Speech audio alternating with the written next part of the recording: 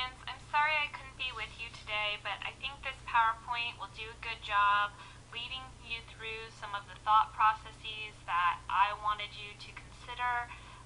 And then when we come back together, we'll see where you're at and what you're thinking, and hopefully have a good idea of where to go from there. Please let me know if you have any questions or concerns. Thank you.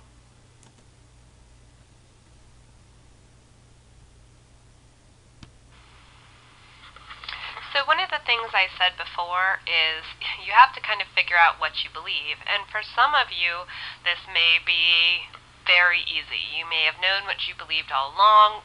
All the material you have found has cemented it. You were really well aware of your topic before this ever began. For others of you, you might have been challenged. Maybe you're still not sure what you believe, but you want to try and figure it out. What, is your stance? And you can have a qualified stance. So you might say, should the death penalty be banned? It doesn't have to be just a yes-no answer. You can say, well, in some circumstances, or to some degree. So, for instance, sometimes I have education majors who have talked about, is standardized testing an effective method of assessment? Does it really work?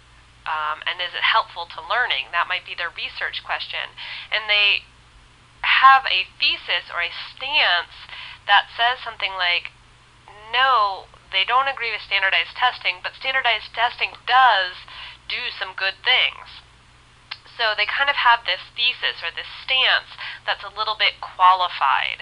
And it's a fine line to walk to say something is both yes and no, because you don't want to come up with a thesis or a stance that's so middle ground that it doesn't end up being an argument. That you're so wishy-washy or flip-floppy that your reader is just unclear about what you believe. But you can have a thesis that says something like, although standardized testing does provide needed accountability for students and schools, it doesn't assess all learners equally. It doesn't provide an accurate picture of learning. So you might have something like that, where you've definitely got a stance, a belief that's inherent in your statement, but it can be a qualified belief.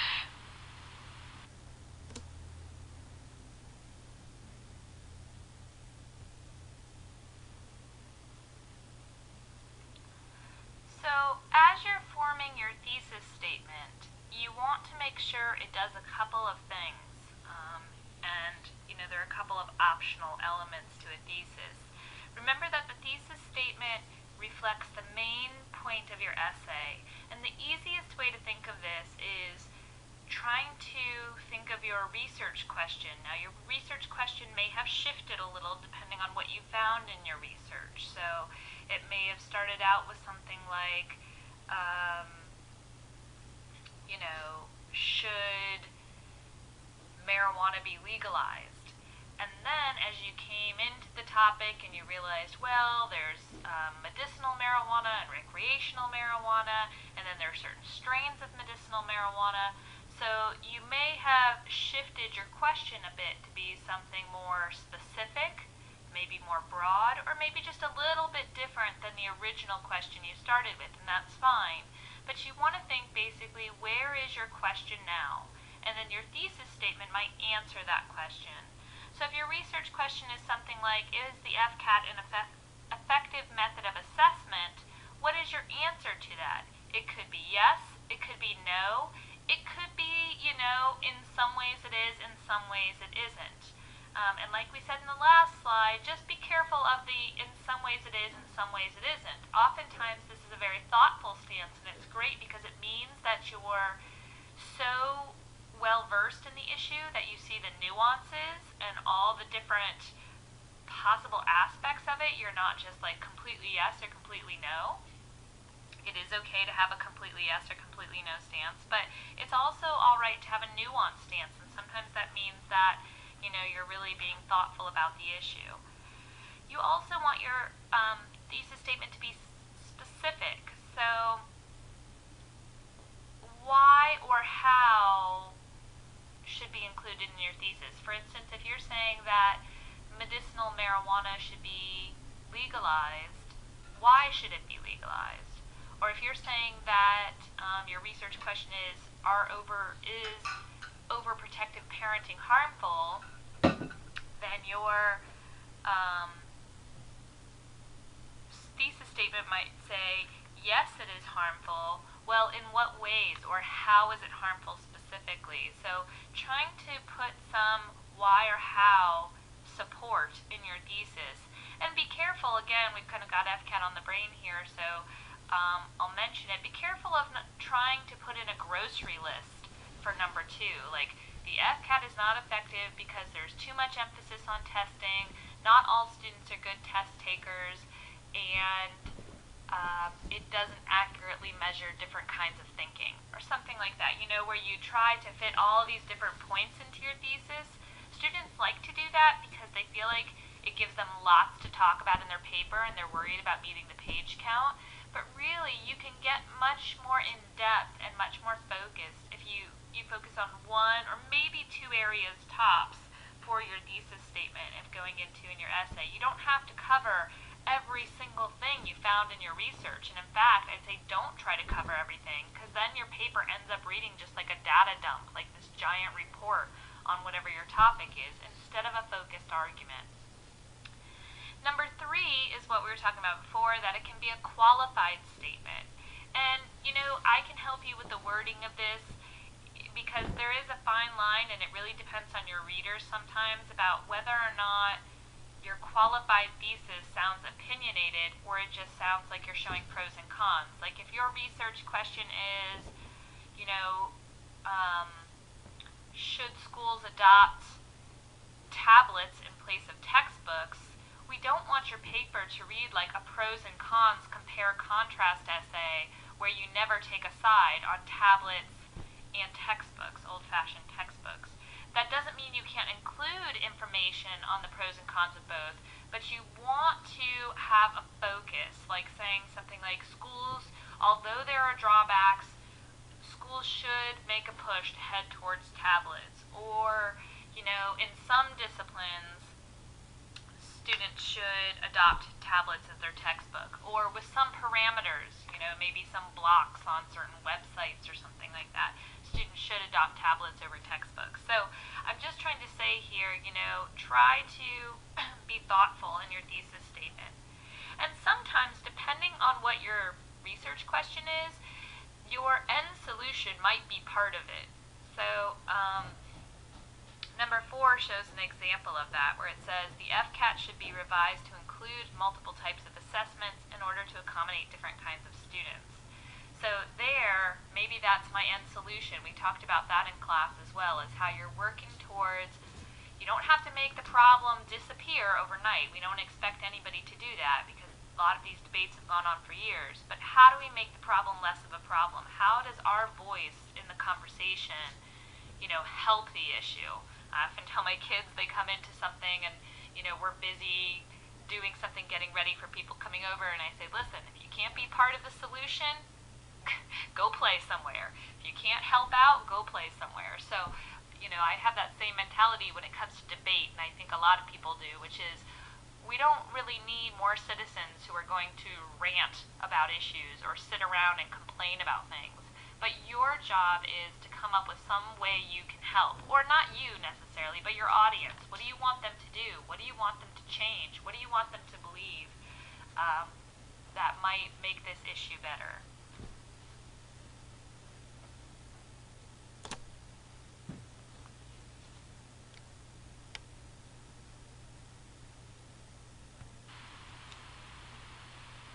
You're going to have to identify your audience in this first page of your argument paper that's not part of your essay. I call it a rhetorical context paper, and it's not part of MLA. It's just something that I like for students to do because it helps me to better assess your learning and your writing. So as part of that, you're going to have to say, my audience is. Is your audience those who extremely disagree with you, those who agree but are unmotivated, those who somewhat disagree, those who are unaware or uninformed? And so you don't want to say my audience is everybody, my audience is society, my audience is Miss Reitz. I want you to be more targeted to where they stand on the spectrum of belief in regard to your stance, because you're going to have different strategies depending on your targeting people who really extremely disagree with you, or just people who somewhat disagree, or people who just like really don't know a lot about your topic. You're probably going to want to take different strategies. And so I'll see that in your writing, and that will demonstrate to me that you're aware of your audience.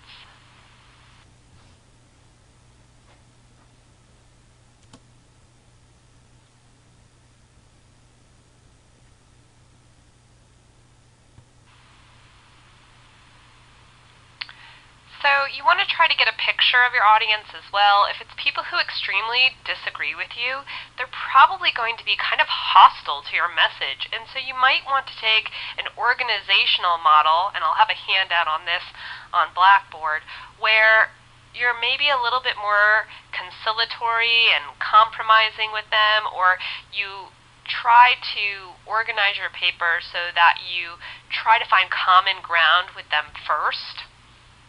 So for instance, if we're talking about something like legalizing marijuana, and I am targeting people who don't want marijuana to be legalized, and I do want it to be legalized, and they really don't, I might start off my paper, instead of jumping right into arguing about why marijuana should be legalized, I might first talk about some common ground issues.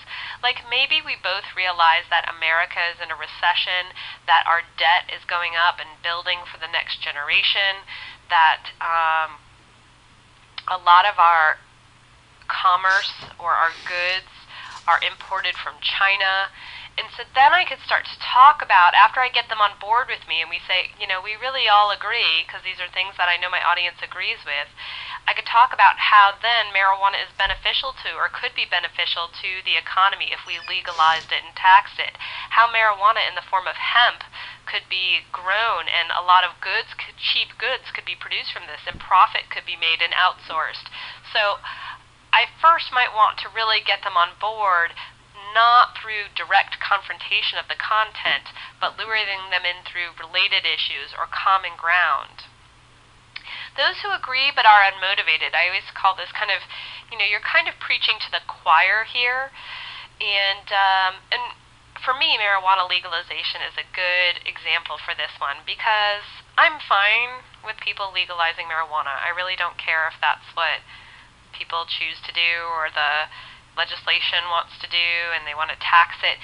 But I don't really care that much. I'm not really motivated to push for reform of marijuana laws because, frankly, I don't have a stake in the issue. I don't have someone who has medical issues and that could be alleviated through, you know, marijuana. I don't recreationally smoke marijuana. Hopefully that's a given. And so I just don't really care. So if that's the crux, if you feel like there are a lot of people out there, or that's a group you want to target, people who are like, oh yeah, sure, they could legalize that, I don't really care, but you need them to care because you need them to let their voices be heard to their legislators, or you need to get them moving and mobilized, then you might need to really provide a motivational type argument where you're the rah-rah cheerleader and you talk about how great, you know, marijuana could be for people, and you really try to use this upbeat tone and whoa, and provide a vision of where we could go if this was legalized. You know, that might be the tone you want to adopt if we're talking about something like that. Those who somewhat disagree with you, or maybe even just are middle ground, they're probably a good audience to target. You're still trying to win them over, you know, but if they just somewhat disagree with you, it might be because they haven't really researched the issue well, or they haven't really thought about it, or maybe they haven't heard your side well enough. And those who are unaware or uninformed, sometimes when we're targeting them, we can have to provide a lot of explanation in our paper, and it might even look like a research paper at some point. So again, that's a fine line to walk, is how much information can we put in there so that it just doesn't sound like a book report or a data dump, but we want to push our information on them.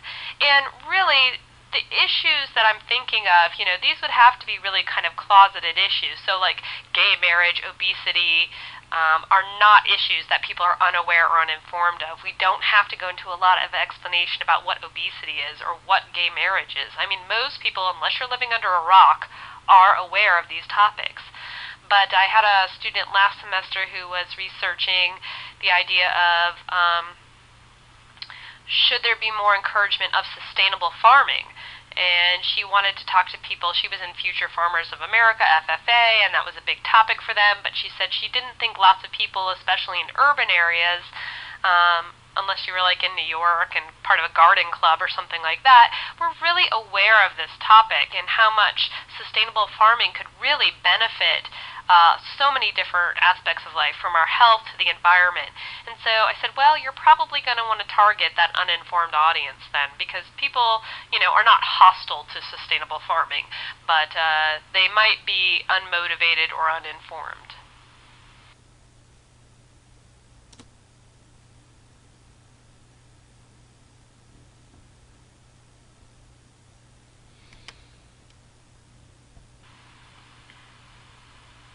So, how do you appeal to your audience? And I like this comic. Lord, help me find the points we both have in common. You need to know your audience. You need to think about their values and beliefs. You need to think about their objections to what you might say. You need to think about how you might gain their trust and what kinds of things you might want to avoid. So let's say that I did want to argue that gay marriage should be legalized, and I wanted to argue this to Christians. Their values and beliefs are that marriage should be between one man and one woman, and maybe that homosexuality is unnatural, that it's a sin. And so I need to think about how can I target their beliefs. Well, they do believe in loving their neighbor. They do believe in kindness. They do believe in equality for people. So I would probably stress those points and talk about them because I know they believe in those ideas. And maybe that legalizing gay marriage, I might say, even if they are against it because of biblical reasons, that, that other people deserve a right to their beliefs and their values. So like that, I'm kind of going off from what I just said, but if they value freedom to practice their religion, then people who are not Christian and don't share their beliefs should be free to practice theirs as well.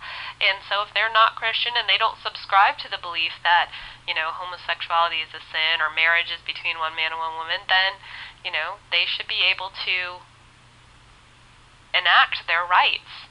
How might I gain their trust? Again, maybe not starting off just jumping into the support for gay marriage. Maybe not trying not to make them feel guilty or like they're homophobic. I know a lot of people, I shouldn't say a lot of people, but I know some Christians who are against homosexual marriage, and they say, everyone says I'm homophobic, and that's why I'm against gay marriage, and that's not true.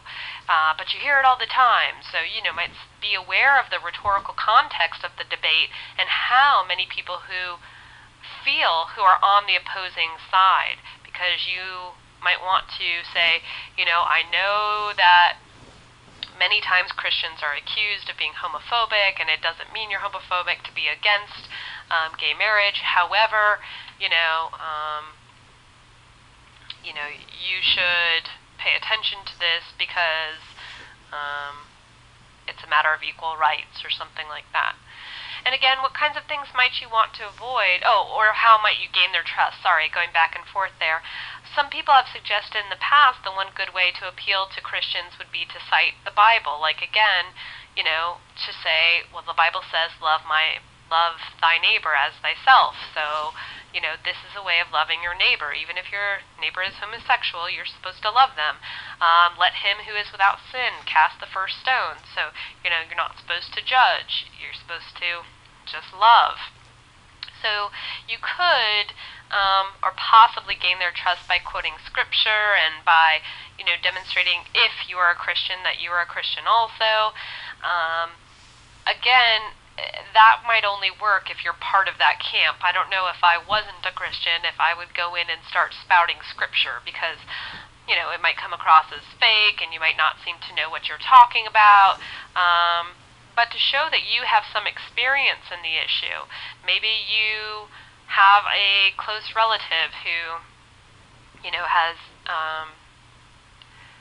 experienced discrimination because they're gay or has been unable to marry, and that's something you want to include to show that, you're empathetic to this point of view or to people who have been oppressed or discriminated against because of their sexuality, and trying to appeal to the emotions of your audience. So these are all things you want to think about as you're choosing your audience.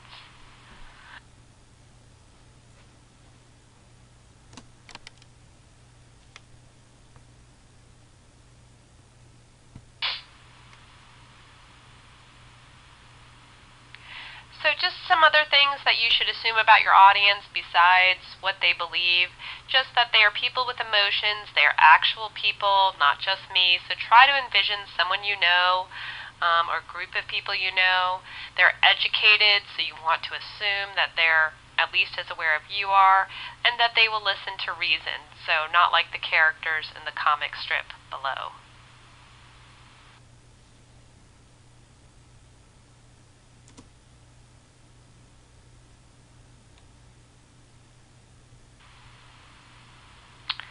So in the following slides, I'm going to go through some audiences and talk about how you might appeal to them. But before you play my recordings, I'd like you to think about each audience and each stance and what kind of things you would try to put in to your paper if you were arguing this. And again, you haven't researched these topics, so you don't know, but just kind of conjecturing, kind of speculating about what might appeal to this specific audience.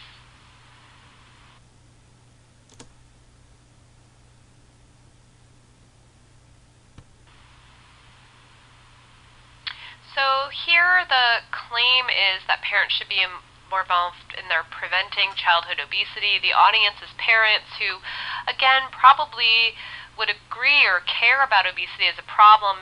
Maybe they would be kind of against that it's their fault or their issue. They might blame more, fast food environments or hectic lifestyles that don't enable them to get the exercise for their family that if they had more time, they would be able to, or maybe they blame the school lunches and how, their kids every day are eating pizza and french fries and how hard it is to buy something that's healthy because healthy foods are so expensive. So how do we convince this group that's probably a little bit against us that they really need to do more? And part of it might be by appealing to their emotions, but appealing to their emotions through logos, through logical data, by talking about the medical effects of being obese. So for children, that they can get diabetes, they can have heart disease, they can have other health-related issues throughout their life. Psychologically, their psychological health can take a toll, and we could even bring in some psychologists as authority statements to talk about how self-esteem can suffer, how bullying is more likely to take place if a child is obese.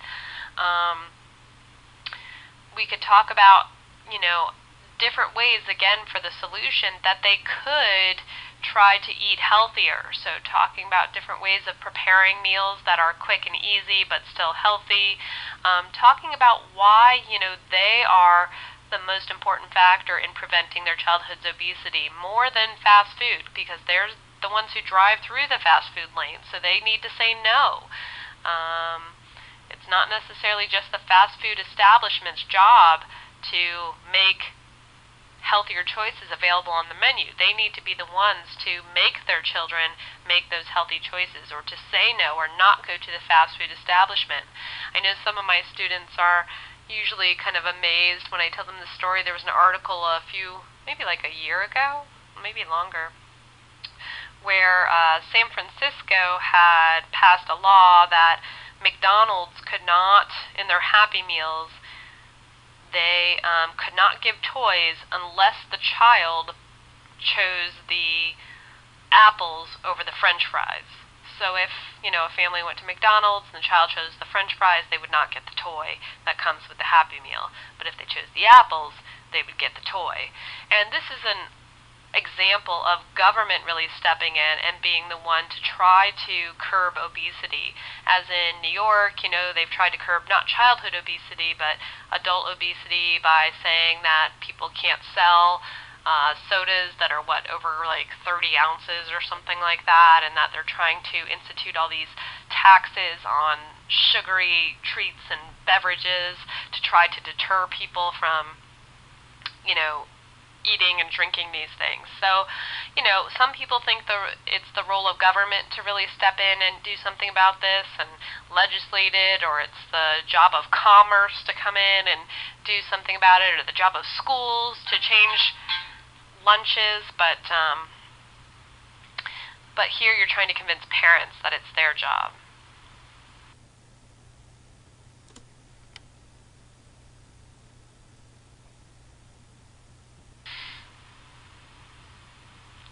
So in this slide we said, okay, people should buy more organic foods, and the audience is people who don't know really about the difference between organic and non-organic, but they think it's too expensive. So we said, how could we target them? Well, we could talk about the different ways that organic and non-organic foods are made and processed. We could get authority statements to talk about how organic food is healthier for the environment and your body. We could talk about how, yes, maybe it's more expensive in the short run, but in the long run, buying those non-organic things could mean more expense as far as your health. I mean, you'd have to back all this up with data for it to be really motivating. But those are some potential ways that you could target that audience.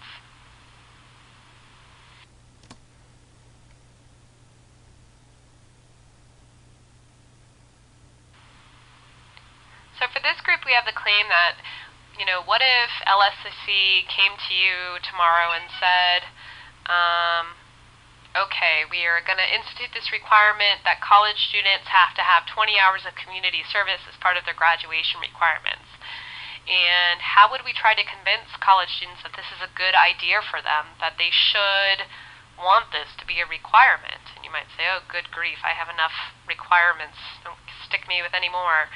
But again, instead of being preachy about it and talking about, how it would benefit the community, and maybe different nonprofits to have these workers, we should talk about how it would appeal to the audience, that they possibly could get work experience if they found community service in the area they were majoring in, that they could network through that. That they could gain a good feeling in their heart, some kind of spiritual or intellectual growth through service. So trying to show how it benefits them, not necessarily the community or LSCC or other people, because you always want to be thinking about audience, audience, audience.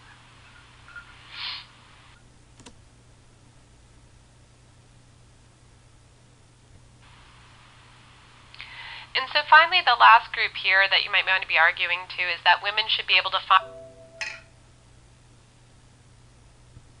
on the front lines of combat, which was recently passed by the Pentagon, and you're trying to talk to military personnel who don't think that's a good idea.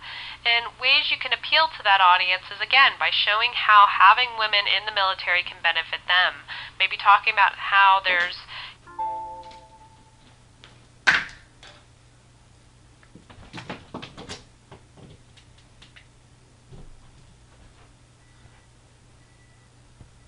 sometimes a lack of troops, but how many numbers of women would like to sign up and serve their country. Talk about, they think women might be a distraction there, but talk about how distractions are actually minimized in the military. So you want to think about what are their disagreements, why do they object to this, and really speak to their objections throughout your essay.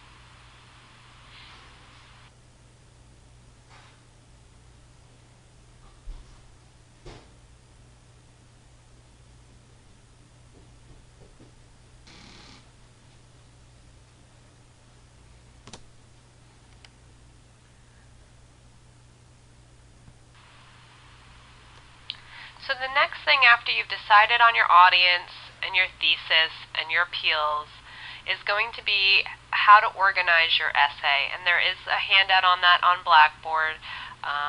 So That's something you probably want to look at, and you can always talk to me too about which method of organization you think is best for your topic and your strategies.